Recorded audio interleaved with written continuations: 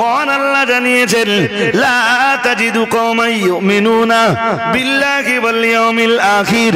ও নবী, পৃথিবীতে এমন কোন গোষ্ঠীকে আপনি পাবেন না, এমন কোন ব্যক্তিকে আপনি পাবেন না ইউমিনুনা বিল্লাহি ওয়াল ইয়াউমিল আখির, যিনি বা যারা ঈমান এনেছেন আল্লাহর উপর, পরকাল দিবসের উপরে, আবার তারাই আল্লাহ আল্লাহর রাসূলের দুশমনদের সঙ্গে শত্রু, আল্লাহ আল্লাহর রাসূলের দুশমনদের সঙ্গে বন্ধুত্ব করেছেন। না না না না না, এমন কোন গোষ্ঠীকে পৃথিবীতে আপনি পাবেন না। ওয়ালাউ কানু আবাহুম, আমি আল্লাহ পাক রব্বুল আলামিন বলে দিলাম, আল্লাহ আল্লাহর রাসূলের দুশমন যদি হয় ওদের বাবা, তবুও ওরা ওদের বাবার সঙ্গেও দোস্তি করবে না। সুবহানাল্লাহ বলতে পারেন? আর একটু মন খুলে, থিওরি কোরআনের থিওরি। হ্যাঁ, আমার অনেকে বলে রজব আলী সাহেব ওয়াজ এমন ভাবে করে মনে হয় জানো যে কোরআন শরীফ এক্ষুনি নাযিল হয়েছে। আমার নামে লোকে বলে বেড়ায় কোরআন শরীফের আয়াত তোমরা পড়ে বুঝতে পারো না তাই, অথবা ঠিকঠাক জনগণের কাছে উপস্থাপন করতে পারো না তাই। নইলে সাহাবীদের কাছে কোরআন যেমন 1400 বছর পরে নূরপুর চাপালির মুসলমানদের কাছে কোরআন তেমন পুরাতন হয়ে গেছে কোরআন। জোর করে বলেন, তাহলে কোরআন যেমন ছিল তেমন। হ্যাঁ, 1500 বছর আগের মানুষের চরিত্রের দস্তুরটি যে কোরআন ধরে দিতে পারে, 1500 বছর পরে চাপালি গ্রামের মুসলমানের দস্তুরটি কোরআন তেমন ধরে দিতে পারে।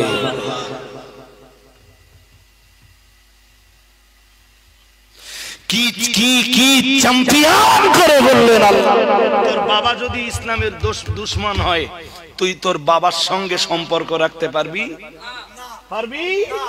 তোর বাবা যদি হকের বিরোধিতা করে, ইনসাফের বিরোধিতা করে, আদালতের বিরোধিতা করে, তোর বাবার সঙ্গে তুই ঈমান আনার পরে বন্ধুত্বের সম্পর্ক, দোস্তির সম্পর্ক রাখতে পারবি? যেটুকু পারবি ওটা পিতা পুত্রের সম্পর্ক, এর চেয়ে বেশি না। এই আয়াত কেন নাযিল হয় জানেন? শুনলে তাক লেগে যাবে, চোখ মোটা হয়ে যাবে। আল্লাহ পাকের কোরআন কি চ্যাম্পিয়ন করে বলে দিল, ওয়ালাউ কানু আবাহুম আও আবনাহুম আও ইখওয়ানাহুম আও আশিরাতাহুম উলাইকা কাতাবা ফি কুলুবিহিমুল ঈমান। মহান আল্লাহ জানিয়েছেন, আমি আল্লাহ পাক রব্বুল আলামিন বলে দিলাম, ওয়ালাউ কানু আবাহুম, মহান আল্লাহ জানিয়েছেন ওই ইসলামের দুশমন যদি হয় তাদের বাবা। মহান আল্লাহ আবার জানিয়েছেন আও আবনাহুম, কিংবা ইসলামের ওই দুশমন যদি হয় তাদের বেটা। না না না না না, তবুও মুসলমানরা তাদের বেটার সঙ্গে সম্পর্ক রাখবে না। ও বাবাজিরা ভাইরা, আও আবাহুম আও আবনাহুম আও ইখওয়ানাহুম, আমার আল্লাহ পাক রব্বুল আলামিন বললেন, কিংবা যদি ইসলামের ওই দুশমন হয়, মুসলমানদের কোন রক্তের ভাই, আল্লাহ পাক রব্বুল আলামিন বললেন, কেবল মাত্র হকের জন্য, ন্যায়ের জন্য, সত্যের জন্য, আদালতের জন্য, ইনসাফের জন্য, আও আবনাহুম আও ইখওয়ানাহুম, তাদের ভাই হলে মুসলমানেরা ওই ভাইয়ের সাথে সম্পর্ক রাখবে না। ও বাবাজিরা ভাইরা, আমার আল্লাহ পাক রব্বুল আলামিন বললেন আও আশিরাতাহুম, আল্লাহ পাক রব্বুল আলামিন বললেন, অথবা তারা যদি হয় মুসলমানদের কোন নিকটাত্মীয়, তারা যদি হয় মুসলমানদের শালা বাবু, অথবা মুসলমানদের দুলা ভাই, অথবা মুসলমানদের মামা, অথবা মুসলমানদের ভাগনা। আল্লাহ পাক রব্বুল আলামিন বললেন, না না না না না, তবুও মুসলমানের সঙ্গে তাদের বন্ধুত্ব আর দোস্তির কোন সম্পর্ক থাকতে পারে না। ও বাবাজিরা ভাইরা, আমার আল্লাহ পাক রব্বুল আলামিন এই 4 শ্রেণীর মানুষের কথা বলেছেন। 1 নম্বরে বলেছেন, ইসলামের ওই দুশমন যদি হয় তাদের বাবা। না না না না না, বাবার সঙ্গে সম্পর্ক থাকতে পারে না। দ্বিতীয় নম্বরে আল্লাহ বললেন আওয়াবনাহুম, ইসলামের ওই দুশমন হতে পারে মুসলমানদের বেটা। না না না না না, মুসলমানরা ওই বেটার সঙ্গে সম্পর্ক রাখতে পারে না। আল্লাহ পাক রব্বুল আলামিন বললেন, আমি আল্লাহ পাক রব্বুল আলামিন বলে দিলাম আও ইখওয়ানাহুম, অথবা হতে পারে মুসলমানদের ওরা মুসলমানদের কোন ভাই, মুসলমানদের কোন ভাই ইসলামের দুশমনি করলে না না না না না, মুসলমানরা তার সাথেও সম্পর্ক রাখতে পারে না। ও বাবাজিরা ভাইরা, মনে রাখুন, শেষ বেলায় আমার আল্লাহ আলাদা আলাদা করে না বলে সবাইকে এক কথায় ঢুকিয়ে দিয়ে বললেন আশিরাতাহুম, অথবা হতে পারে মুসলমানদের কোন নিকটাত্মীয়। না না না না না, মুসলমানেরা তাদের নিকটাত্মীয়ের সঙ্গে সম্পর্ক রাখতে পারে না।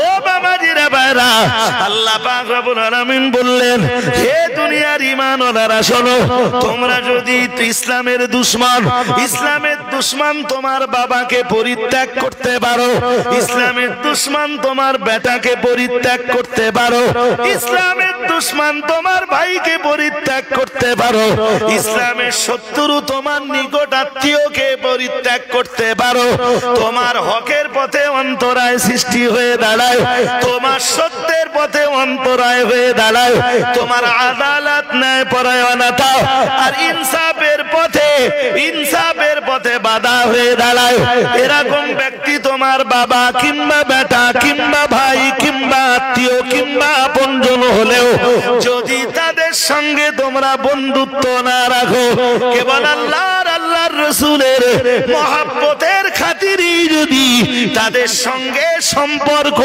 বিচ্ছিন্ন করতে পারো, মহান আল্লাহ জানিয়ে দিয়েছেন, আল্লাহ পাক রব্বুল আলামিন ঘোষণা দিয়েছেন, উলাইকা কাতাবা ফি কুলুবিহিমুল ঈমান, তবেই তো আল্লাহ তার কুদরতি হাত দিয়ে ঈমান তোমাদের কলিজায় লিপিবদ্ধ করে দিবেন।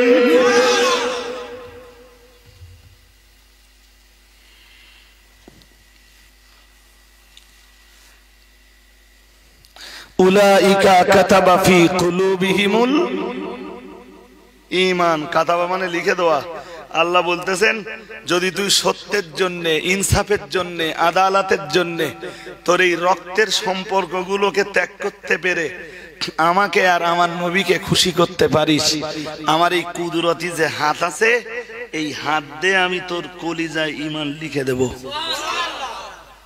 আর একটু মন খুলে, আরে সেদিন বক্সরা এসে বলেছিলাম, আর একবার বলি, হ্যাঁ না বলেন, বক্সরায় বলেছিলাম, তা সে খুব বেশি সময় পেয়ে উঠিনি, মানে একদম লাস্ট টাইম তো কোথায় কি বলি মোটামুটি তো মনে থাকে। তো বক্সরায় ওই মাঝখানে একটা কি পাড়ায় ছিল, হ্যাঁ ওখানে বলেছিলাম, রসুলের জমানায় ফাতেমা নামের এক মেয়ে চুরি করে। নাম কি সবার বলতে হবে না, লস করবো না।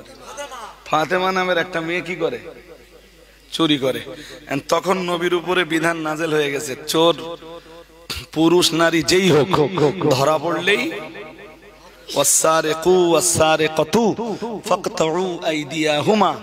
চোর পুরুষ হোক আর নারী হোক ধরা পড়লেই, এই আয়াত তখন নাজেল হয়ে গেছে। আর এই ফাতেমা খুব উঁচু বংশের মেয়ে। আরে বাবা, নবীর বেটি বিশ্ব নবীর মেয়ে ফাতেমা না, মদিনার এক সম্ভ্রান্ত পরিবারের মেয়ে ফাতেমা। আচ্ছা, চুরি করেছে, ডোন্ট মাইন্ড, কিছু যদি মনে না করেন। আর একটা কথা বলি, এই সমাজে এক্ষুনি যা দেখতেছেন, প্রভাবশালী লোকেরা বা প্রভাবশালী লোকেদের পরিবারের কেউ অন্যায় করলে তার বিচার হয়? নেতার ছেলে যদি ধর্ষণ করে, পুলিশ সহজে ধরার সাহস পাবে? নিতান্ত পার্থবাবুর মতো যেদিন পাপ বড্ড ফুরিয়ে আসবে, আমার কথা বুঝতে পারেনি, সেই যে পেট মোটাটা একটা ছিল না, আরে হ্যাঁ না বুঝতে পারতেছেন নাকি? যেদিন বড্ড পুরি আসবে সেদিন আর রাম রহিমের মতো যেদিন পাপ বিরাট পুরি আসবে সেদিন আর কেউ কেউ ওটা আল্লাহর মায়ের।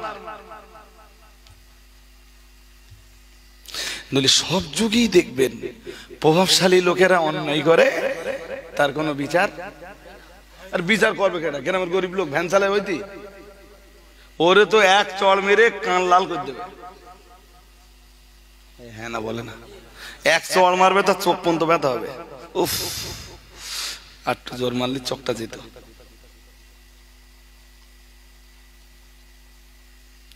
বেশি বেয়াদবি করলি ঠুস করে একটা আওয়াজ হবে, পরের দিন মিনা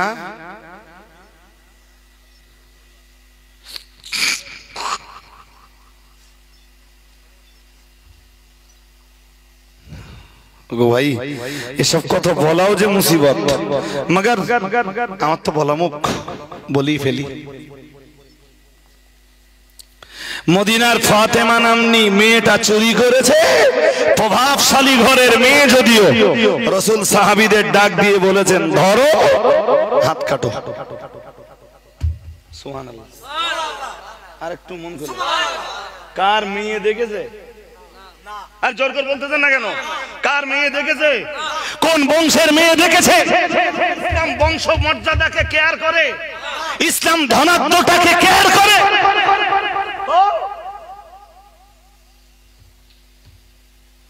রাসূল বলেছেন হাত কাটো। সাহাবারা হাত কাটার আগে বসে পড়েছে আলোচনায়, কি হবে এখন? হাত কাটবে না ফের নবীর কাছে যে পেরেটেরে করবে? যদি শাস্তি যদি একটু হালকা হয়, যদিও তবুও ধনী পরিবারের মেয়ে, উঁচু গোষ্ঠীর উঁচু বংশের মেয়ে, একটু ভাবুন না আপনি। তা সবাই মিলে সিদ্ধান্ত নেছে, সাহাবীরা বলে না হাতটা এখন না কেটে নবীর কাছে আর একবার যাওয়াই যাক, দেখা যাক নবী কি বলে। তো কে যাবে নবীর কাছে এই কথা বলতে? সাহস হচ্ছে না কারোর। তো রাসূলের বাড়ির এক পোষা ছেলে ছিল, তার নাম জায়েদ। জায়েদের ছেলের নাম ওসামা। জায়েদ নবীর পোষ্যপুত্র, আর এই পোষ্যপুত্রের বেটার নাম ওসামা। একসাথে ওসামা বিন জায়েদ। রাসূল তাকে কোলে পিঠে করে মানুষ করেছেন। সবাই ওসামাকে ডেকে বলল, ওসামা নবী না তোর বিরাট ভালোবাসে, তোর খুব কষ্ট করে, তোর না খুব ভালোবেসে আদর করে, তোর তোর তোর মুখমণ্ডলে নবীর সোহাগ বারা অনেক চুম্বন লেগে আছে, নবীর ঠোঁট লেগে আছে, তুই গেলে নবী তোর সুপারিশটা কবুল করতে পারে। আর ওসামা একটু বয়সে কাঁচা, ততটা বুঝিনি, জি ওসামা রাজি হয়ে গেছে। আল্লাহ পাকের নবী, আল্লাহ পাকের রাসূলের সাহাবী হযরত ওসামা ইবনে যায়েদ রাদিয়াল্লাহু তাআলা আনহু আল্লাহ পাকের নবীর দরবারে চলে এলেন। আসসালাতু ওয়াসসালামু আলাইকা ইয়া রাসূলুল্লাহ, আসসালাতু ওয়াসসালামু আলাইকা ইয়া হাবিবাল্লাহ। আমার আল্লাহর নবী সালামের জবাব দিলেন, ও আমার সাহাবী ওসামা, কিছু বলবার জন্য এসেছো নাকি? হযরত ওসামা ইবনে যায়েদ বললেন, ইয়া রাসূলুল্লাহ ইয়া হাবিবাল্লাহ, হুজুর বলবার জন্যই তো এসেছিলাম, কিন্তু আমার বড় ভয় হয়, হুজুর আমার দাবিটা আপনার দরবারে মঞ্জুর হবে কিনা। ইয়া রাসূলুল্লাহ ইয়া হাবিবাল্লাহ, হুজুর তাই চাইছিলাম আপনি আমায় আগে কথা দিবেন, আমার দাবি আপনার দরবারে মঞ্জুর হবে, আমার সুপারিশ আপনার দরবারে মঞ্জুর হবে। চাইছিলাম হুজুর আপনি এই ওয়াদাটা আমার সাথে করুন। ও বাবাজিরা ভাইরা, প্রিয় নবী মুহাম্মদুর রাসূলুল্লাহ সাল্লাল্লাহু আলাইহি ওয়াসাল্লাম ওসামা ইবনে যায়েদকে বললেন, ওসামা না না না না না, আমি মুহাম্মদুর রাসূলুল্লাহ সাল্লাল্লাহু আলাইহি ওয়াসাল্লাম তোমার দাবি না শোনা পর্যন্ত অ্যাডভান্স আমি তোমার আবেদন কবুলের কোনো ওয়াদা দিতে পারবো না, কোনো প্রতিশ্রুতি দিতে পারবো না। ওসামা ইবনে যায়েদ বললেন, ইয়া রাসূলুল্লাহ ইয়া হাবিবাল্লাহ, হুজুর আপনি আগে আমার ওয়াদা করবেন, আমার সুপারিশটা আপনার দরবারে আপনার আদালতে মঞ্জুর হবে, তারপরে আমি সুপারিশ করব। নবী আমার আবার নাকচ করে দিলেন, ওসামা পারবে না, তোমার নবী পারবে না, অ্যাডভান্স তোমার জন্য ওয়াদা দিতে পারবে না। আমি নবী জানি না তুমি আমার কাছে কি সুপারিশ করবা। ও বাবাজিরা বাবা, ওসামা ইবনে যায়েদ আবার বললেন, ইয়া রাসূলুল্লাহ আপনি আগে ওয়াদা করুন আমার আবেদনটা আপনি মঞ্জুর করবেন, আমার সুপারিশটা আপনি কবুল করবেন। নবী আমার আবারও বললেন ওসামা ওসামা তোমার সুপারিশ কবুল করার অ্যাডভান্স আমি নবী কোনো ওয়াদা করতে পারি না, জানি না তুমি আমার কাছে কি সুপারিশ করবা, কি আবেদন করবা, আমি নবী কবুল করতে পারবো কিনা ভেবে দেখবো। ও মামাজিরা বাবা হযরত ওসামা ইবনে যায়েদ আমার বললেন ইয়া রাসূলুল্লাহ ইয়া হাবিবাল্লাহ হুজুর আপনি আমার সুপারিশটা একটু মঞ্জুর করুন, আমার আবেদনটা একটু মঞ্জুর করুন, হুজুর ওয়াদাটা করুন, আমার আবেদনটা আমি করে ফেলি, সুপারিশটা আমি করে ফেলি। ও মামাজিরা বাবা নবী আমার বললেন ও আমার সাহাবী ওসামা ইবনে যায়েদ তোমার সুপারিশ যদি আল্লাহর কোরআনের বিরুদ্ধে না যায়, তোমার সুপারিশ যদি নবীর সুন্নাতের বিরুদ্ধে না যায়, নবীর হাদিসের বিরুদ্ধে না যায়, নবীর কায়েম করা নবীর প্রতিষ্ঠিত নীতি নৈতিকতা নিয়ম তরিকার বিরুদ্ধে না যায়, তোমার সুপারিশ যদি কোনো অ্যান্টি সোশ্যালের পক্ষে না হয়, ও আমার সাহাবী ওসামা ইবনে যায়েদ তোমার সুপারিশ যদি আল্লাহর আইনের এগেইনস্টে না হয়, তোমার নবীর তরিকার এগেইনস্টে না হয়, তোমার নবী অবশ্যই তোমার সুপারিশ মঞ্জুর করবেন। ও আমার সাহাবী ওসামা ইবনে যায়েদ তোমার সুপারিশ যদি আল্লাহর কোরআনের বিরুদ্ধে চলে যায়, নবীর সুন্নাতের বিরুদ্ধে চলে যায়, ইসলামী তরিকার বিরুদ্ধে চলে যায়, তোমার সুপারিশ যদি ইসলামী কানুনের বিরুদ্ধে চলে যায়, তোমার সুপারিশ যদি দুনিয়ার কোন অ্যান্টি সোশ্যাল কোন সমাজ বিরোধীকে বাঁচানোর জন্য হয়, কোন অপরাধীকে বাঁচানোর জন্য হয়, তোমার সুপারিশ যদি কোন অপরাধীকে শাস্তি না দেওয়ার জন্য হয়, ও আমার সাহাবী ওসামা ইবনে যায়েদ আমি মুহাম্মাদুর রাসূলুল্লাহ সাল্লাল্লাহু আলাইহি ওয়াসাল্লাম বলে দিলাম তোমার সুপারিশ তোমার নবীর আদালতে মঞ্জুর হবে না।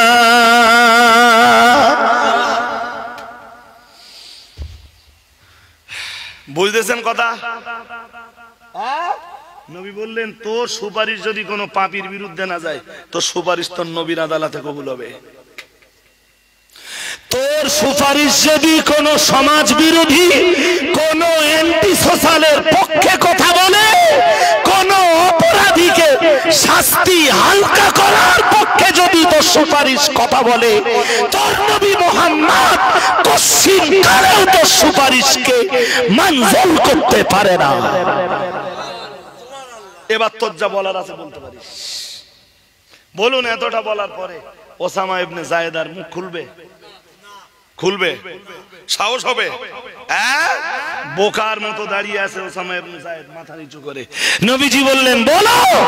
ওসামা ইবনে যায়েদ বললেন হুজুর বলবার মতো নো কন্ডিশন, কোনো কন্ডিশন নেই হুজুর। এসেছিলাম তো ওই মদিনার যে মেয়েটা চুরি করেছে ওর পক্ষাবলম্বন করে ওর শাস্তি লাঘবের জন্য সুপারিশ করতে। আপনি তো তা বলেই দিয়েছেন যে কোনো সমাজ বিরোধীর এগেনস্টে সুপারিশ করতে চাইলে তোমার সুপারিশ নবীর আদালতে মঞ্জুর হবে হবে।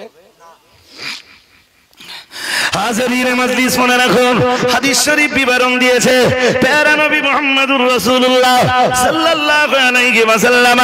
এরপরে মসজিদে নববীতে কোন এক ওয়াক্তের আযান হয়ে গেল, নবী আমার মসজিদের ভিতরে চলে গেলেন, সাহাবীরা মসজিদের ভিতরে চলে গেলেন, জামাতবদ্ধভাবে নামাজ আদায় করে নিলেন। নবী আমার ইমামতিত্বের মহান দায়িত্ব পালন করলেন।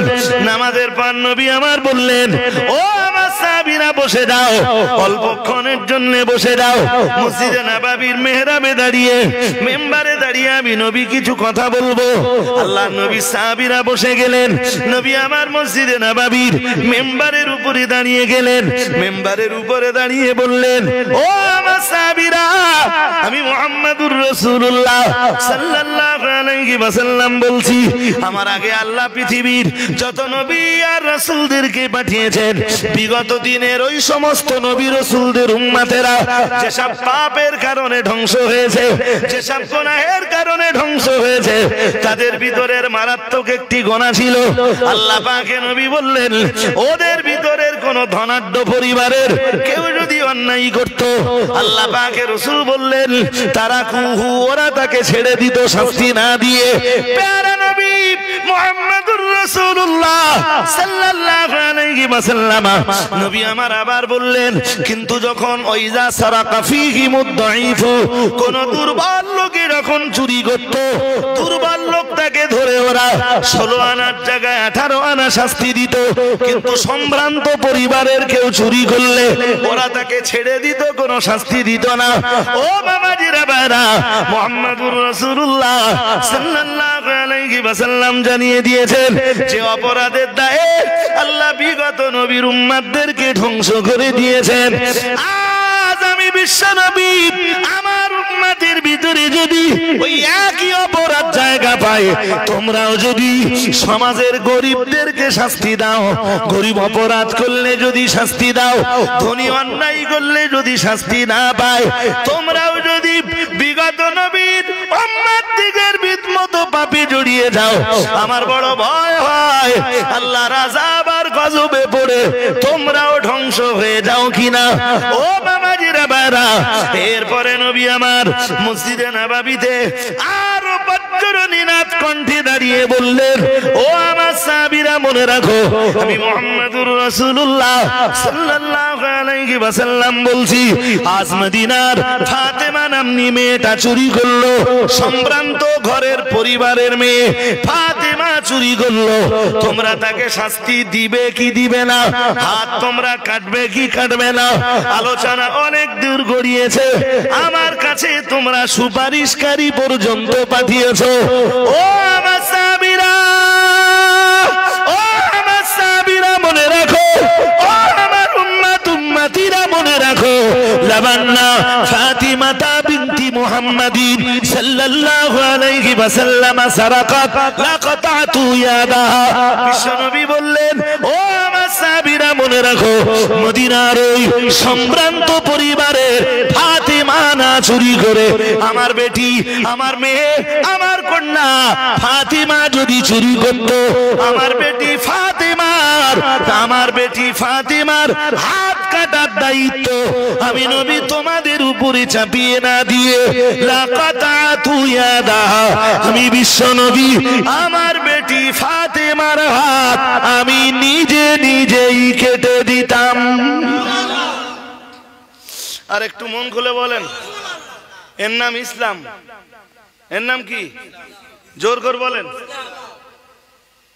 তোমার পরিবারের লোক হলে ছাড় পাবে? জোর করে। আমার পরিবার হলে ছাড় পাবে? এর নাম ইসলাম?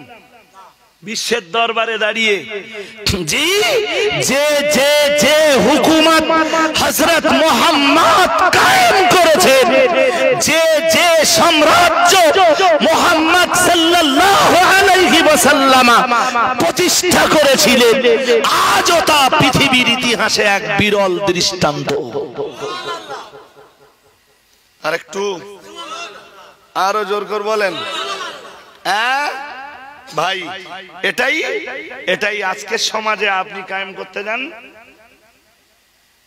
লোকে আপনার পক্ষে আছে না বিপক্ষে আছে? তোরে আমি ভোট দিলাম আর আমার ভাই অন্যায় করেছে, তোর নামে আমি জিন্দাবাদ দিয়ে বেড়াই, আমি তোর নামে জিন্দাবাদ দিয়ে বেড়াবো, আর আমার ভাই অন্যায় করেছে তুই শাস্তি দিবি, আর আমি তোর ভোট দেবো? হ্যাঁ না বলবেন তো?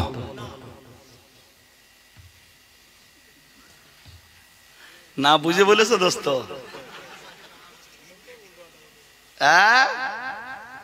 হাজরিন, এইটাই তো চলতেছে সমাজে। আমি আপনার নামে জিন্দাবাদ দেবো, আর আমার ভাই অন্যায় করলেও আপনি ছেড়ে দেবেন না। ইয়ে কবি হো সকতা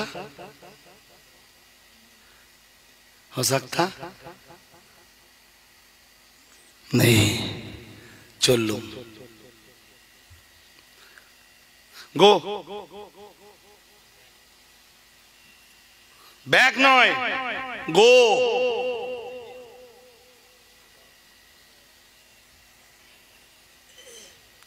কাইম সাহেব রজব আলী সাহেবরা এই জিনিস সমর্থন করা লোক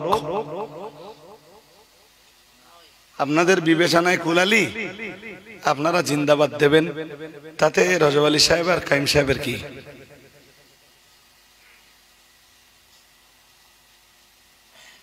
তবে দাড়ি যখন সব এক জায়গায় থাকে তেল পায় তো? আরে হ্যাঁ না বলেন, দাড়ি যাদের আছে আমার সাথে কথা বলেন। এই যে দাড়িগুলো আপনার চামড়ার সাথে লেগে আছে এক জায়গায়, পরস্পর গেতে আছে, এ তেল পায় তো? হ্যাঁ না তাও বলেন। তেল পায় না, সাবান পায় না, চিরুনি পায় না, আসলাতি আসলাতি যেটা উঠে যায় ওর জায়গা কথা বলেন, ওর জায়গা ও যতদিন এক জায়গায় ছিল ততদিন এখন